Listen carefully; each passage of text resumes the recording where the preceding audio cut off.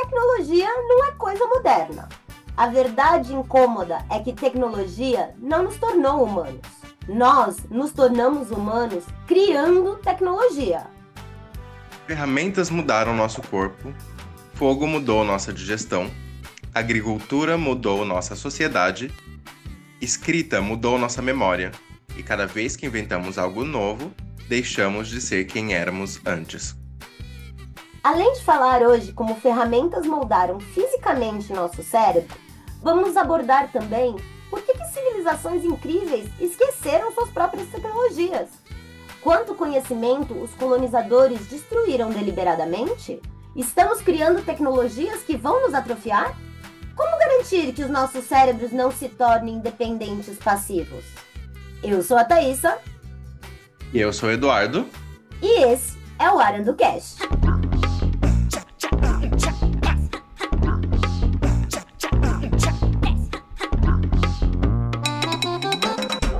Arando Cash. Aprender nunca foi tão divertido de escutar.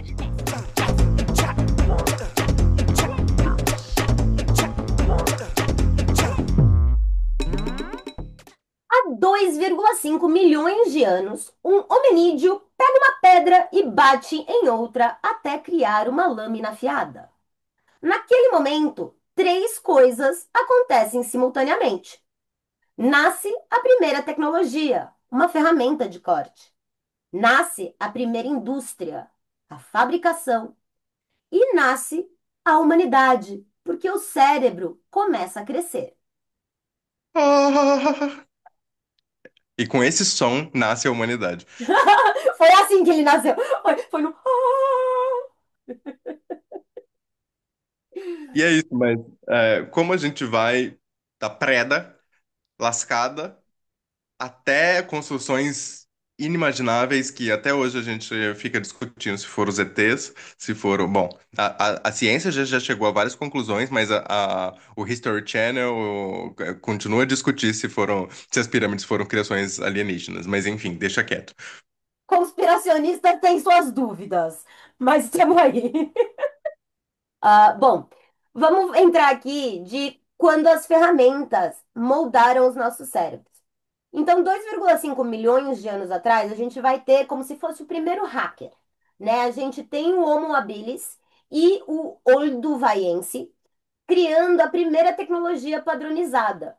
E existe uma transformação física, né, no ser humano. Eu vou usar ser humano entre aspas durante isso, porque antes da gente começar realmente a falar sobre isso, eu acho que eu queria. Aqui a gente está falando literalmente daquela linha que a gente vê do macaquinho virando o homem, sabe assim? É aquela linha padrão que a gente vê, é isso que a gente vai usar durante esse episódio para fazer a nossa discussão, mas a gente tem que lembrar que aquilo ali é um pouco distorcido, né? Porque vão existindo outras variações, né? Não é só uma única variação linear, vai existindo ramificações dessas variações através da história. Então, a gente vai focar nessa linha, mas eu acho que é legal a gente lembrar que nenhuma evolução é literalmente só uma linha, né? Que nem a gente está acostumado a ver a evolução do homem.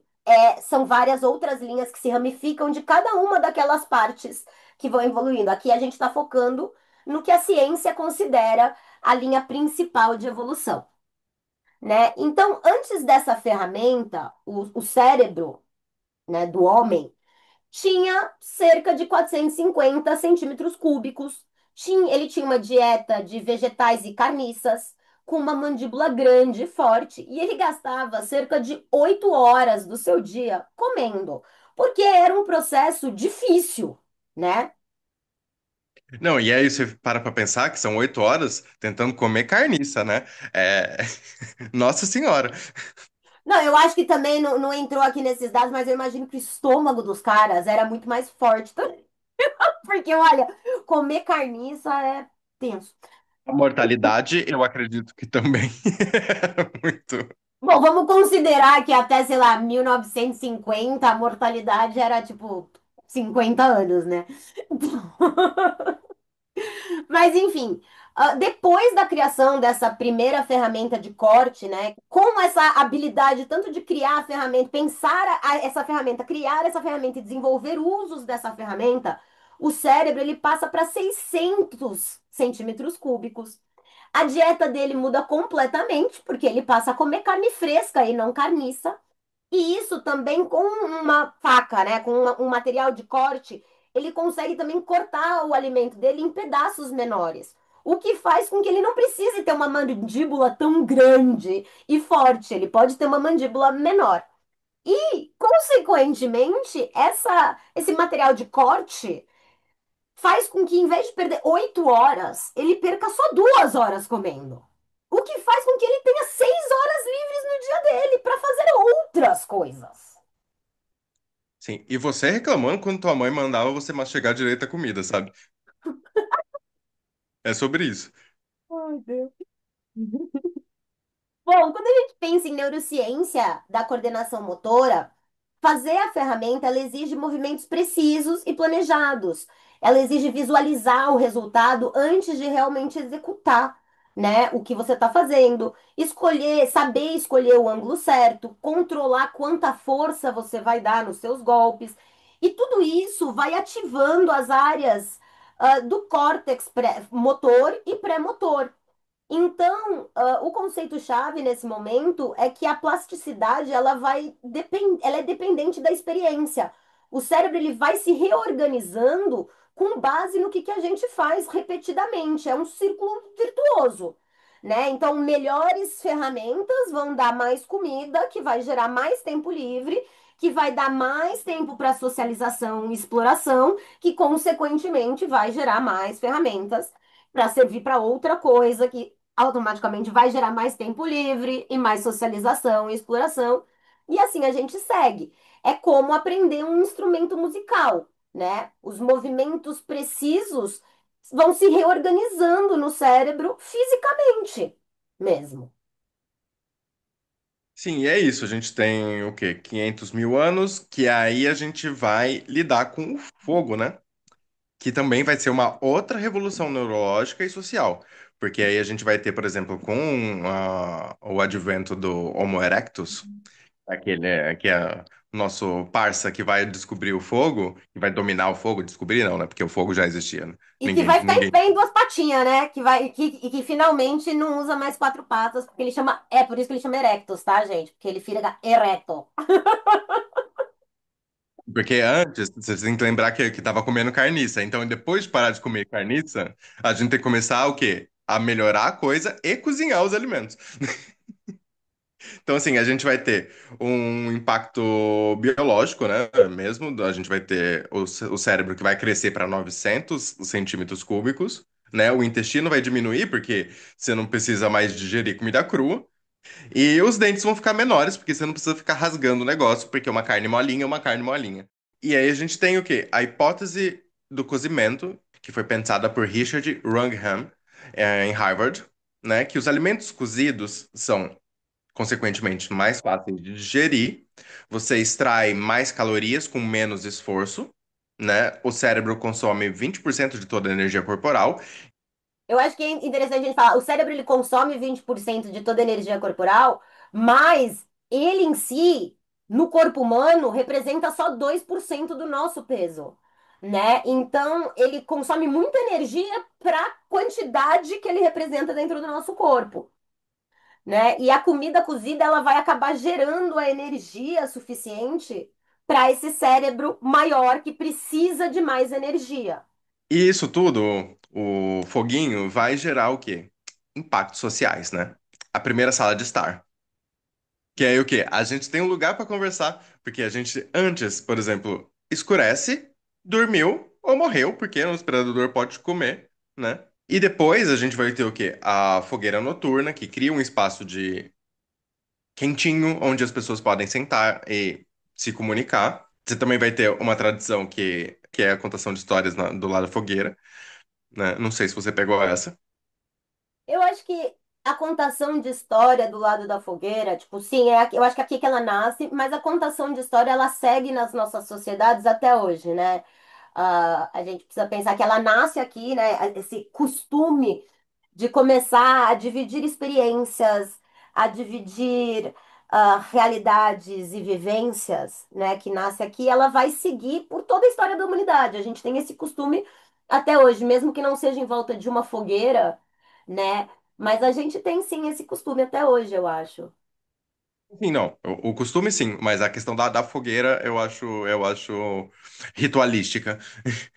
Eu tive porque eu fui escoteira, né? Fui escoteira por um tempo. Eu era uma Inclusive, Brownie Scout. E, e aí a gente às vezes fazia tipo uns eventos tal, e tinha contação de história na fogueira, marshmallows, essas coisas, era legal. isso pode ter fomentado a criação de uma linguagem mais complexa, né? Que vai evoluir ao redor desse momento de socialização, né? E de proteção, né? Porque a gente falou, né? Para os predadores não virem comer. Então, essas narrativas compartilhadas, essa identidade coletiva, essa transmissão de conhecimento que vai acontecer nesse novo espaço, ela vai fomentar o que a gente tem hoje, né? Que é basicamente assistir série junto, ouvir o podcast, indicar esse podcast para amigos, né? Colocar o sininho, ativar, essas coisas assim que vocês podem fazer aqui, né, para ajudar a gente. Tô brincando. Redes sociais, né? Todas essas novas formas que a gente tem hoje de se comunicar, mas é aquela história do isso continua sendo o que a gente faz quando você olha para um meme e lembra de um amigo e manda para ele, sabe? Querendo ou não, a gente segue essa tradição mesmo depois de todo esse tempo. Aí Sim, acho que daí, né, depois do fogo, a gente vai pensar que 10 mil anos atrás, a gente descobre a agricultura, que, se a gente pensar friamente, foi uma grande armadilha tecnológica para a gente como ser humano, né? Porque é o crescente fértil da domesticação do trigo e da cevada, e que acaba criando o que Yuval Harari chama de a maior fraude da história, que é o paradoxo da agricultura. Porque o que que a gente ganhou com essa agricultura? A população cresceu 10 vezes o que ela era, as cidades passam a nascer, civilizações e sociedades reais, né, grupos sociais maiores, reais, passam a existir, né? E começa a se ter uma especialização de trabalho. E nisso, o que que a gente perde? Porque, obviamente, se a gente ganha, a gente perde, né? A gente perde o caçador-coletor, que trabalhava de 3 a 4 horas por dia, porque agora a gente tem um agricultor que é obrigado a trabalhar de 12 a 14 horas por dia. A saúde acaba piorando, porque é uma dieta monótona, né? Tendo pouco tempo para você variar a seu tipo de comida, você acaba comendo muitas coisas iguais e sua dieta não é balanceada, né? E a partir disso começam a surgir epidemias, as primeiras epidemias, né? Por conta das aglomerações, dos animais que começam a ser domesticados também. E isso vai fomentando cada vez mais questões hierárquicas e questões de desigualdade. então, mas aí a gente tem que pensar também, tem uma questão sanitária, porque quando essas sociedades, essas primeiras sociedades, se sedentarizam, elas vão ter que ficar num lugar específico. E elas não tão organizadas, né, no sentido sanitário da coisa. Porque você não pode fazer cocô e comer no mesmo lugar. Coisas que a gente vai ver na Europa depois no medievo. Mas Vamos enfim. conversar sobre isso, inclusive, né? E tudo isso ela vai afetando os aspectos neurológicos, criando uma nova forma de pensar, né? Porque a agricultura ela vai exigir um planejamento temporal estendido, que a caça não exigia, né? Porque você tem que pensar quando que você vai plantar, a melhor época, e depois você tem que cuidar disso por um período, para saber quando você vai colher, para saber como que você vai recuperar essa terra, para poder plantar de novo, para poder recomeçar esse ciclo, né? Isso tudo vai ativar várias funções do córtex pré-frontal, que entra justamente nessa questão do planejamento. Então, você tem que planejar hoje para colher em 4 meses. Você tem que resistir à tentação de comer as sementes agora. E você tem que calcular quando que você vai plantar, né? Quanto que você vai estocar para o inverno. Então, isso tudo vai treinando o cérebro para pensamentos de longo prazo, né? Que não era uma coisa que existia até então. Então, o trigo e a cevada acaba domesticando a gente tanto quanto a gente domestica o trigo e a cevada. Sim. Aí eu acho que a gente pode dar um pulo no tempo para, sei lá, para 3.500 anos antes de Cristo, na Mesopotâmia, quando já as sociedades já estão bem estabelecidas, onde a gente vai ter essa tecnologia aplicada para outras coisas, outros registros dessa sociedade, né? Então a gente vai ter a escrita cuneiforme, né? Vai ser a primeira a mais antiga que a gente tem registro hoje, né? Você vai ter a roda, o arado, a cerveja, que vão vir dessas necessidades da agricultura e vão ajudar e vão até porque é isso, como a gente estava falando antes, a Thaisa falou, essas sociedades elas vão crescendo. Então, assim, você precisa criar metodologias e tecnologias que vão facilitar o plantio para ter mais comida para todas essas pessoas, né? E a matemática, porque é isso, você vai ter que ter tantas pessoas, você vai ter que começar a calcular o bagulho. Até para fazer A as coisa- coisas a longo prazo, né? Para você poder calcular quantos meses, quantas sementes, quanto estoque, você tem que começar a ter essa noção, né? E nesse período a gente vai ter essa matemática à base de 60, que ainda é uma coisa que a gente usa, né? 60 minutos, 360 graus, né? A gente ainda usa muito essa questão dos 60. Sim, eu prefiro usar 100 minutos. 1 hora, 100 minutos, e é sobre isso. Seria uma conta muito mais fácil, em minha opinião também. Seria tipo que nem contar centímetros, sabe? E metros. Seria muito mais tranquilo. Mas não é assim que funciona, infelizmente. A gente funciona à base dos 60. E tudo isso, né, a gente tem que pensar que vai criando impactos neurológicos, né? A escrita, especialmente, cria, né? Que é uma descoberta que um neurocientista chamado Stanislas Dehaene, desculpa se eu estiver falando o nome dele errado, ah, ele discute como aprender a ler reorganiza o cérebro fisicamente, porque cria novas conexões entre áreas visuais e áreas da linguagem. Então, antes da escrita, você tinha o visual daquela palavra e a fonética daquela palavra. E tendo uma escrita, você já tem um terceiro símbolo para essa palavra. Então, o cérebro, ele recicla os circuitos que evoluíram para reconhecer rostos e objetos, para reconhecer letras. E essas letras podem ter uma expressão, né? Então, os humanos não evoluíram para ler. Só 5 mil anos é tempo insuficiente para esse tipo de seleção natural, né? E aí eu acho que a gente entra num dilema que foi levantado por Platão, que eu acho muito interessante, que ele fez uma crítica em relação à escrita. E ele alegava que a escrita ia enfraquecer as mentes, porque as culturas orais, elas desenvolviam a memória de uma forma fenomenal.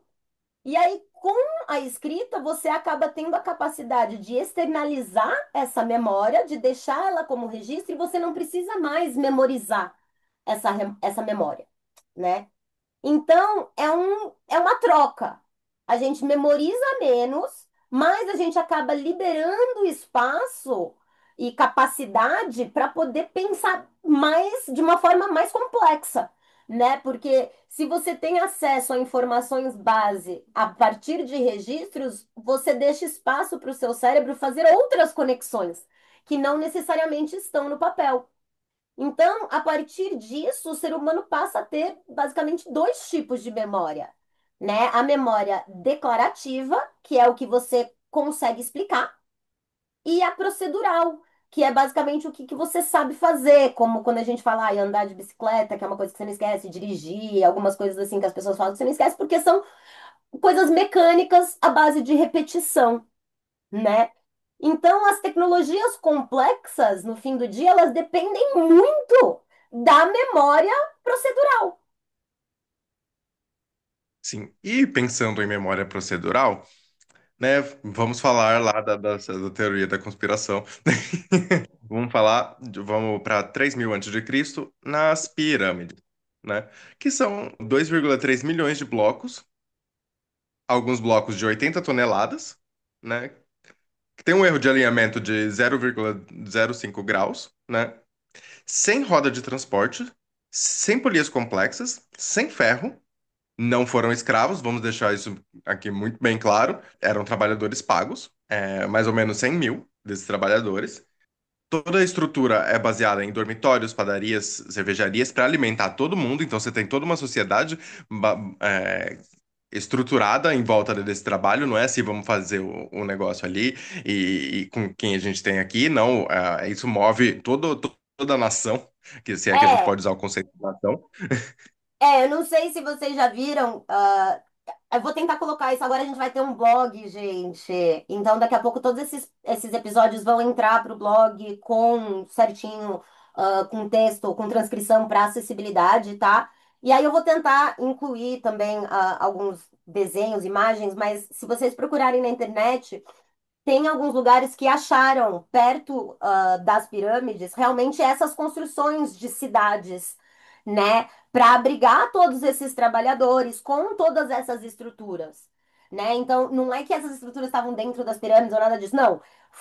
Tinham cidades construídas ali, não é que as pirâmides brotaram no meio do deserto, é que depois, com o tempo e com outras questões de areia que se move e acaba soterrando a cidade, você acaba não achando, etc, etc. Parece que não tinha nada além das pirâmides, mas tinha. Acho que um exemplo interessante é a gente pensar como Brasília cresce já com a população quando eles estão indo para trabalhar para criar, para construir Brasília, né? Que é uma cidade planejada. É que aí você tem uma questão no Egito também que eles não podem continuar ali porque aquele lado do Nilo é um lado espiritual, então assim não é para viver por muito tempo. Você tem que viver lá do lado oposto do rio. Depois essas coisas mudam, mas enfim, sim. Por isso que as pirâmides geralmente são de um lado específico. Eu estou chocada. É que ninguém viu, mas eu arregalei o olho porque eu não sabia dessa informação. Achei sensacional. Em alguns períodos, não são todos, Não, mas é que eu interessante. Eu saiba. nunca parei para pensar, porque realmente todas as pirâmides estão de um lado do Nilo. Você tá procurando? Aham.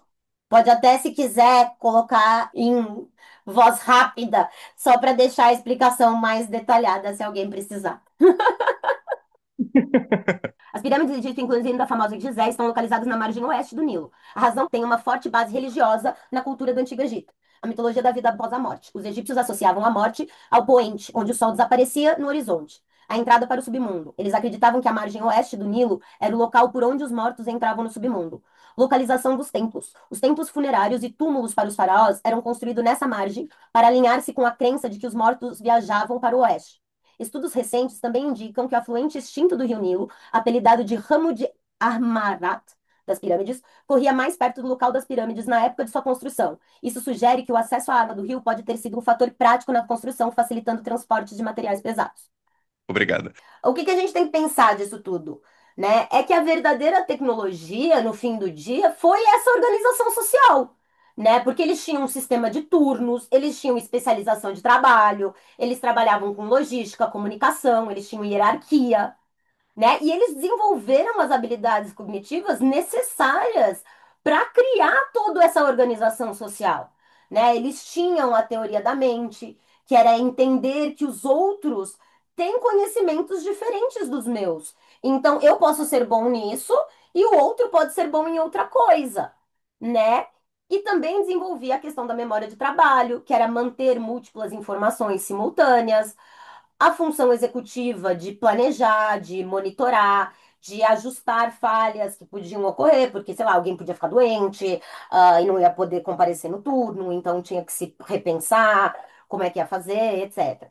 E o treinamento dessas habilidades em basicamente uma escala industrial, né? Porque se você for pensar em construção de pirâmides, e cerca de 100 mil funcionários, isso é maior que muita grande indústria por aí, né? É muita gente para se coordenar, para poder criar as pirâmides no fim do dia. Vamos pensar que não tem uma questão Fordismo, porque não é exatamente uma indústria, mas é uma indústria. É uma indústria. Enfim. E aí eu acho que a gente pode passar para a China, né, que são grandes inventores na história. E isso é um ótimo momento para a gente pensar um pouquinho sobre essa coisa de a história é dos vencedores, a história é de quem conta, a história que a gente aprende na escola é muito branca, né, no sentido de europeia, né? Eu vi um post esses dias que eu achei muito interessante, que era tipo, ai, antigamente as pessoas usavam muitas roupas, os europeus, né? Antigamente as pessoas não tomavam banho, os europeus, né? O antigamente muito é relacionado com o que acontecia com base nos costumes europeus, com o que aconteceu com base na história europeia, né? Muito do que se é pensado no tempo e espaço, né? A gente, pela educação que a gente recebe na escola mesmo, pelo que está escrito nos livros de história, basicamente, né? Mas se a gente for pensar na China, né? A China ela desenvolveu o papel em 105 depois de Cristo, enquanto a Europa só fez isso no século 12, que a gente está falando de 1000 anos de diferença. Bicheng, em 1400, inventou a imprensa móvel, 400 anos antes de Gutenberg, que foi em 1450, né? Ah, a bússola foi inventada na China no século 9 e a Europa no século 12, então 300 anos aí. A pólvora também no século 9, com a Europa desenvolvendo a pólvora só no século 13, né? E aí a gente se pergunta, por que que, por exemplo, Gutenberg ficou famoso se foi ele que copiou? O que acontece é que os caracteres chineses são milhares. E isso demorava e dificultava muito a impressão, enquanto o alfabeto latino tem 26 letras e tornou muito mais viável essa impressão em massa, né? Então fica parecendo que o Gutenberg fez primeiro, porque saiu mais coisa, porque ele ficou lá imprimindo várias bíblias. Mas é porque é muito mais fácil imprimir uma bíblia em latim do que imprimir uma bíblia em chinês, entendeu? Enfim, e aí você também tem uma necessidade muito prática, né? Porque a igreja estava fincada em toda a Europa, né? Então, aí você, né, tem essa complicação. Então, assim, você tem uma necessidade comercial da Bíblia, né? Porque as pessoas já viviam aquilo lá e dependiam da igreja para saber o que estava escrito dentro. E agora não tanto, até porque você tem o começo de usar a Bíblia em língua vernácula, né? Na língua do próprio país, né? Que isso vem com o protestantismo já nessa época, que também é aí o que ajudou o protestantismo, porque aí a impressão é tudo um troca-troca, né? E aí eu acho que a gente pode passar um pouquinho para América pré-colombiana, né? Que é um gênio sem ferro, roda ou animal de tração. Porque os incas, eles construíram 40 mil quilômetros de estrada, que é mais do que Roma, tá? Usando quipu, que é um sistema matemático de cordas e nós, que registrava a história, censos e narrativas. Machu Picchu, por exemplo, tem uma arquitetura antissísmica há mais de 600 anos. Os astecas, Tenochtitlan, tinham 200 mil habitantes em 1500, que era maior do que qualquer cidade europeia. Eles tinham aquedutos, jardins flutuantes, que eram chamados de chinampas, e um calendário mais preciso que o calendário europeu. Os maias inventaram o zero, independentemente, que é um conceito até hoje matemático avançadíssimo, essa noção do zero. E na astronomia, eles conseguiam prever eclipses com uma precisão assustadora.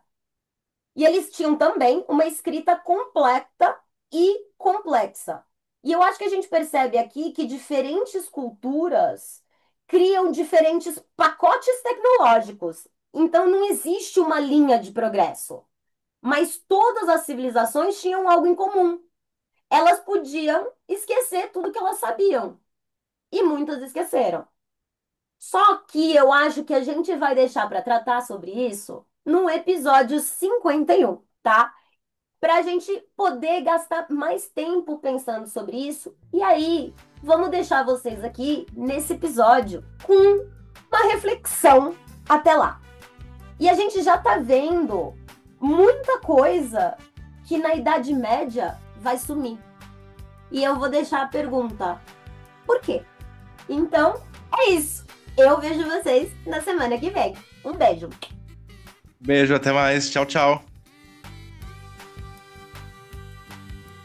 Esse podcast é feito com muito carinho pela Arandu Fun. Roteiros e apresentação, Thaísa Daniele e Eduardo Cotarelli. Edição e ajustes sonoros, Mac. Arte e identidade visual, Luke. Os cards do nosso Instagram são feitos pela @Luna_Fabris. Luna com 2 N's, tá? A voz da vinheta é da Valentina Bernardino e as músicas adicionais são do Quincas Moreira.